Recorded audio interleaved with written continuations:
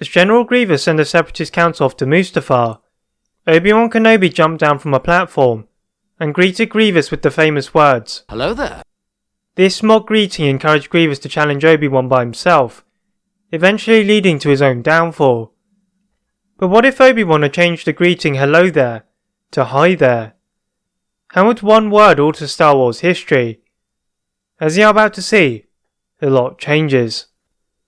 To understand the consequences of this word change, we first have to look at the original intention of "Hello there." Obi-Wan intended to use this as a way of goading Grievous into attacking him alone, rather than using his droids. It was also a way of mocking Grievous, who had previously used his own "Hello there" to Obi-Wan before. As a result, Obi-Wan jumps down and would say "Hi there." This would have little psychological effect towards Grievous, who is not put off by the more timid and less confident greeting. Asking his droids to fire, Obi-Wan anticipates this and leaps over Grievous, slashing down to block Grievous's blades whilst in mid-air.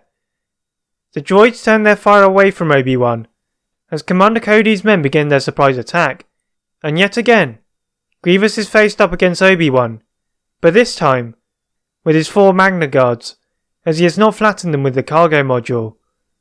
The addition of the 4 Magna Guards forces Obi-Wan to rethink his strategy, as they were currently in a stalemate. Attempting to use the Magna Guards to shield him from Grievous, Obi-Wan manages to push one of the Magna Guards into the sinkhole below. Unfortunately, what Obi-Wan doesn't count for is Grievous barging away the remaining Magna Guards, and using his robotic leg, he grabs Obi-Wan's face before launching him into the depths below, landing in the deep water. As Obi-Wan struggled to the surface, he was fortunate that his lightsaber had stuck to him. Suddenly, Obi-Wan feels alarm bells ringing in the Force, feeling the loss of many Jedi. Swimming to the side of the cliff, Obi-Wan sees the clones behaving strangely, as they begin to fire with greater intensity. Then, the clones made a move towards Grievous' starfighter, and threw it into the sinkhole he was in. Using his Jedi reflexes and powers, Obi-Wan manages to bring the ship to a controlled landing. Ensuring the clones were distracted, Obi-Wan hopped into the starfighter and left the planet. Searching for any other comrades, Bail Organa manages to come in contact with Obi-Wan, before reuniting with Yoda together on the Tantive 3. The trio head to Coruscant, as Obi-Wan and Yoda finish off the clones in the Jedi Temple. Going through the security recordings, Obi-Wan is horrified at what he saw from Anakin, now Darth Vader. The boy he had seen on Tatooine was no more. Obi-Wan was brought out of his sorrow by further bad news, in the loss of Utapau to General Grievous, although in the context of the war, Grievous was but a pawn in Palpatine's game. Nevertheless, Grievous would likely remain a factor for the potential downfall of the Jedi. As a result of Grievous' survival, Obi-Wan and Yoda do not decide to split up, and together, they head off to face Palpatine. Even though Vader had the potential to exceed the powers of Palpatine, Vader was still getting used to his new dark side powers, and like Grievous, was a slave to Palpatine's potential regime. Arriving in the Senate building, Palpatine is not surprised to see the duo of Yoda and Obi-Wan. Exchanging several long-distance attacks with the Force, they reach a stalemate and ignited their lightsabers. Due to Obi-Wan's presence, Yoda decides to remain on ground level, leaving Obi-Wan to defend from Palpatine. With the impenetrable defense of Obi-Wan Sorosu, this allowed Yoda to strike at will, performing acrobatic somersaults to find a way past the Sith Lord's defences. Palpatine knew this, however, and using his other hand, used Force Lightning to defend against the Grand Master. What Palpatine hadn't anticipated, however, was Yoda using his free hand to deflect most of Palpatine's Force Lightning, and with one fluid motion, threw his blade into the chest of the Sith Lord, as Obi-Wan staggered in exhaustion from his heroic defence. However, this was no time to be tired. Even if one threat had gone, more remained. Allowing Obi-Wan to recover on the journey to Mustafar, Yoda meditates, and senses something far beyond what he had experienced with the announcement of Order 66. Reaching further into the Force, the former Grand Master senses a fatal blow to the Jedi, more severe than Palpatine could have ever done. Nevertheless, To rely on these emotions would be foolish as the future was always in motion. Touching down on the platform, they were confused as to where Vader had gone. The Force had guided them to the planet for a reason. Moving through the maze of lava banks and valleys, the duo headed to the mining facility as the putrid smell of death rang through the air. Entering the main complex, the duo identified the bodies of the members of the Separatist Council, each with a rough lightsaber gash through them. Suddenly, the doors to the complex closed with an ominous clang, as Vader entered. Yoda ignited his blade as he stood in front of a tired Obi Wan. Looking at Vader, he could only see hatred.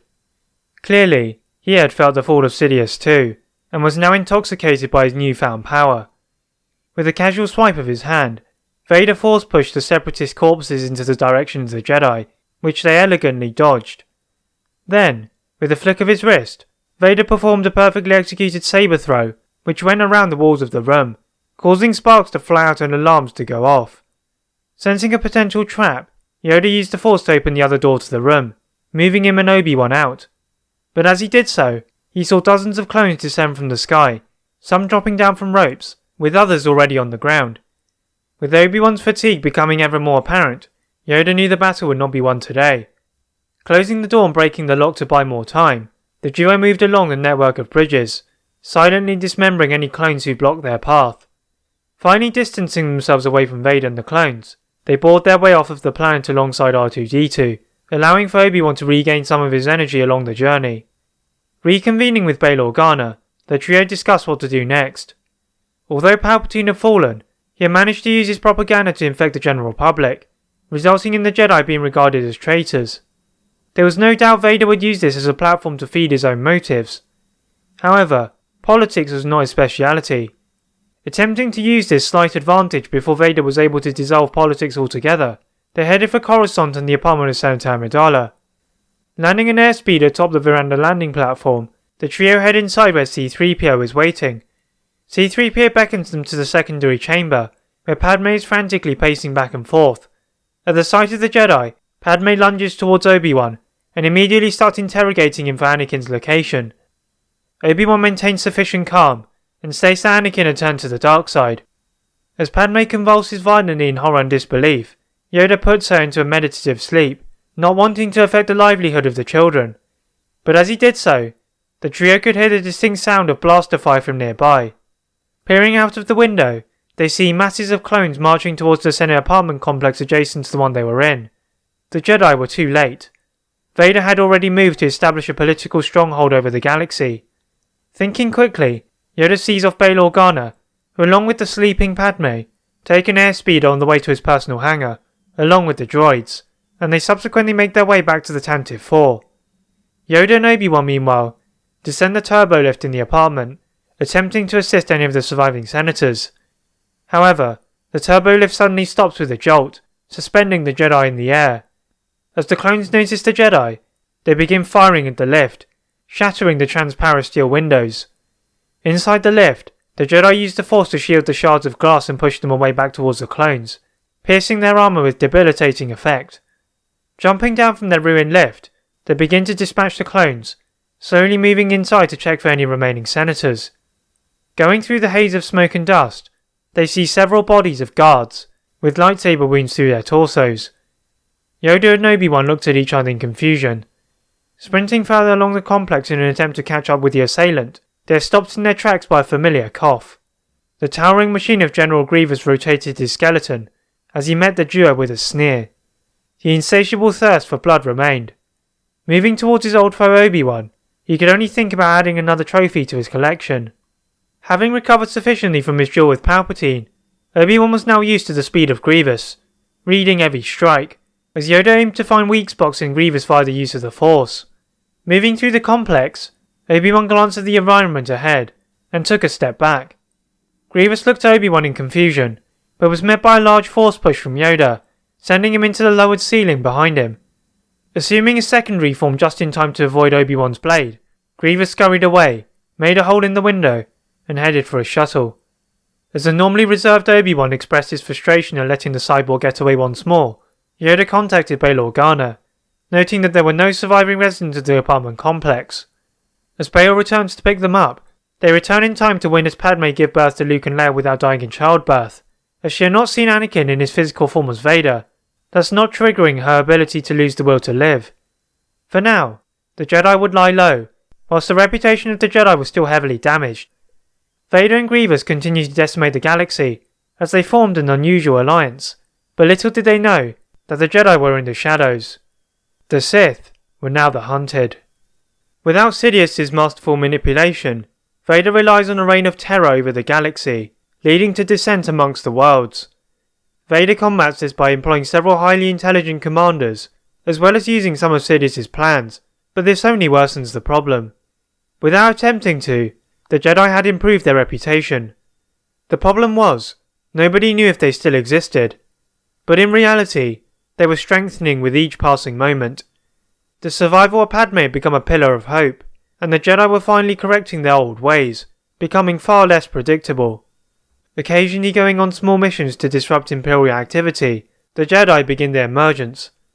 Bail Organa and Padme Amidala's past connections proved to be useful, gaining funding from a variety of sources, and forming alliances behind the back of Vader. But through spies, and the use of the Force, Vader knew this too, and became displeased with the work of Grievous, often proving to be sloppy, and not as ruthless as required.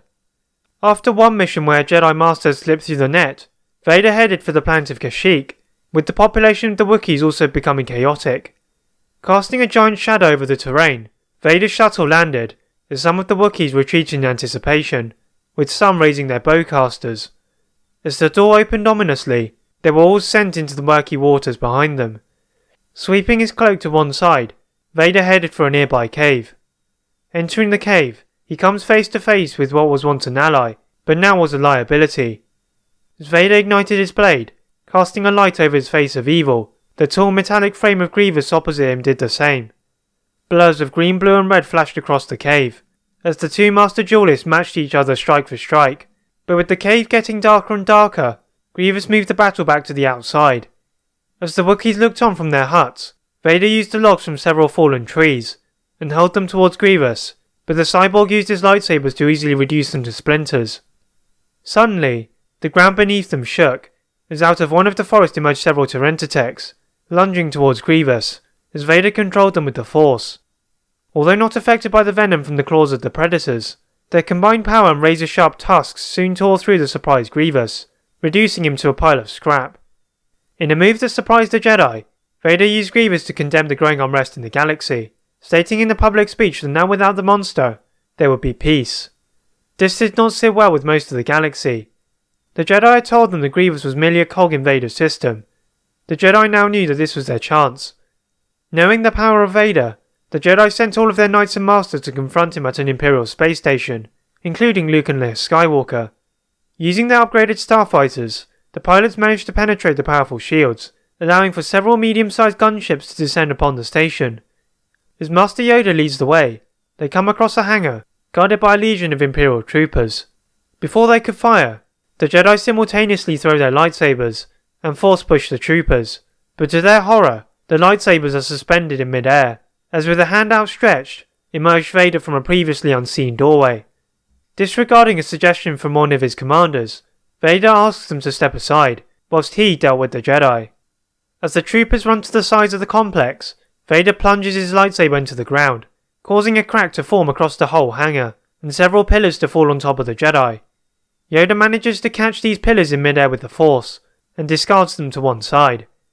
With a quick whistle, Vader summons a dozen Terentatex, who break down their hidden doors and cages, and rampage towards the Jedi, demolishing most of the Knights and Masters, who had only heard about such beasts in tales.